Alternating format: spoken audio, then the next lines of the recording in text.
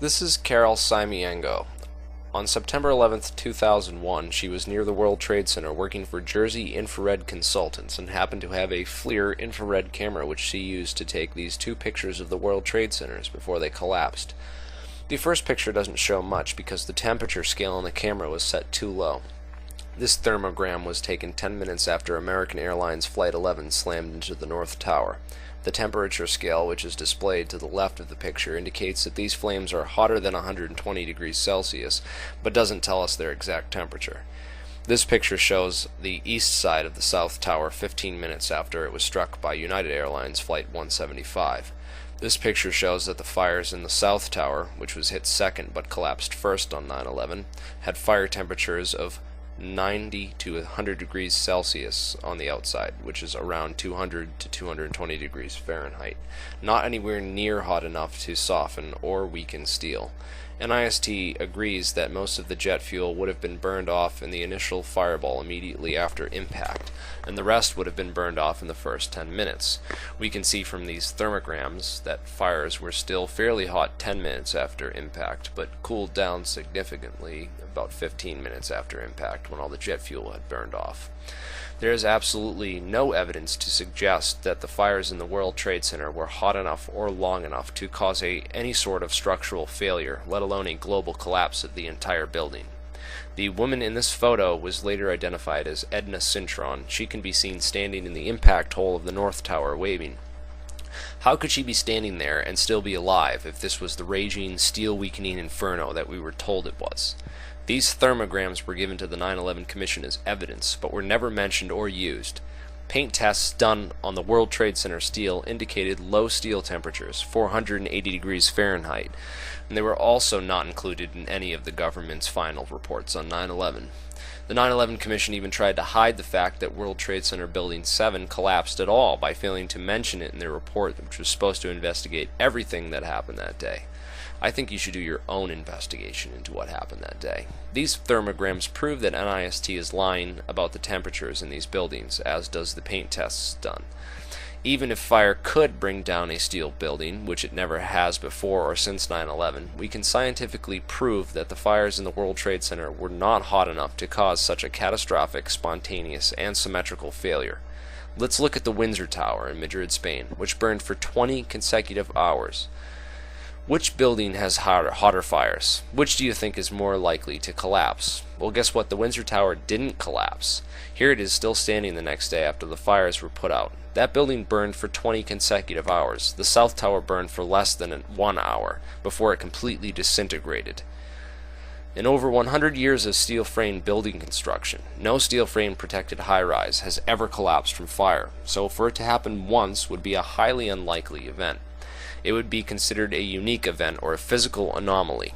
For such a thing to happen more than once, you have to multiply the probabilities together, which means that the probability decreases exponentially. So the probability of 3 unique skyscraper collapses occurring all in the same place, all on the same day, is unfathomably low. It would have to be a miracle for that to happen. Well, I'm a scientist, and I don't believe in miracles, and I don't believe that multitudes of coincidences can exist without there being some sort of connection that can explain them all and tie them together. A conspiracy, if you will. But I don't want to discuss conspiracy theories. The truth will come out when we get an investigation with the power to subpoena witnesses and evidence that the perpetrators of this horrible crime have kept hidden from us. Let's get back to the science and the hard facts, the irrefutable evidence that will be used in this trial. Mechanical or structural failures always occur at the weakest point in a structure.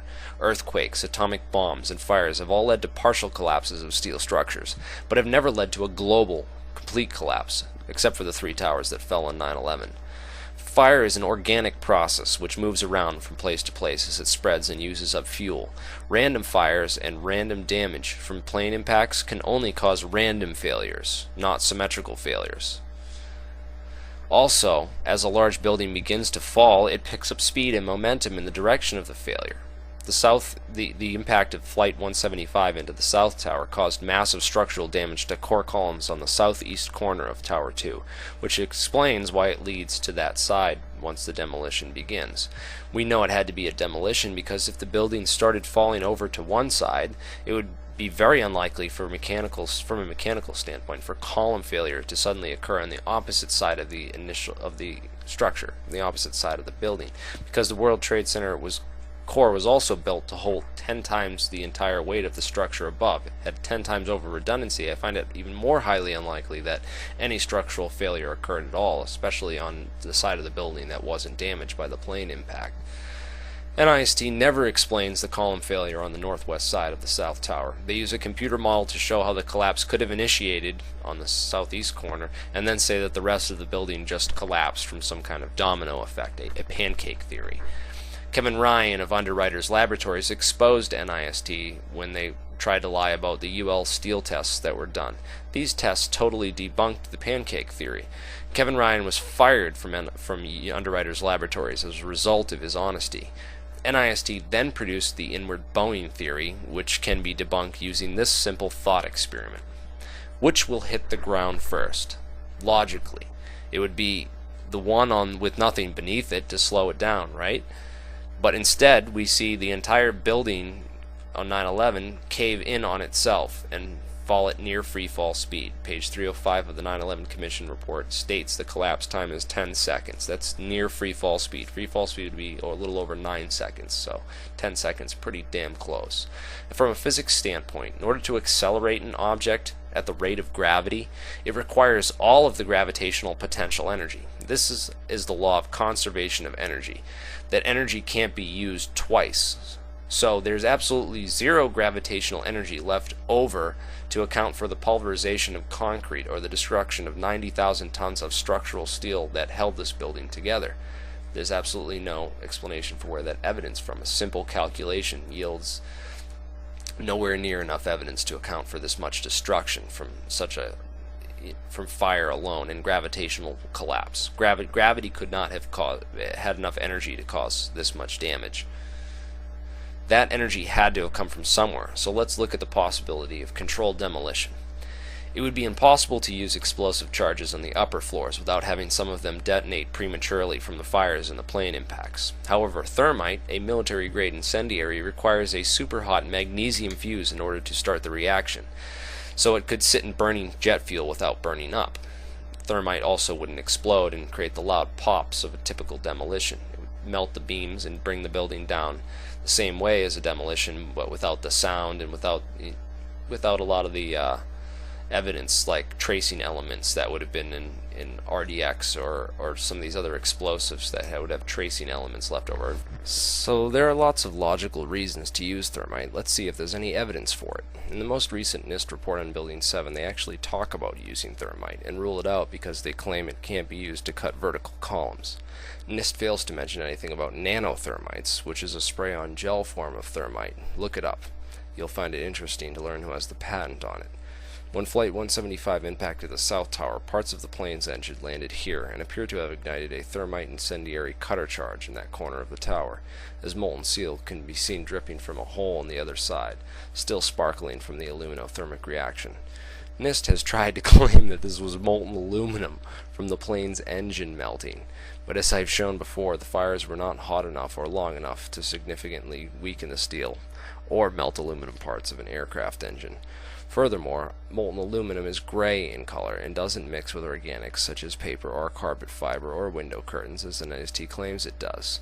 Wien's law, which is a derivation of Planck's law of blackbody radiation, can be used to estimate the approximate temperature of an object based on the frequency or color of the light being emitted from that object.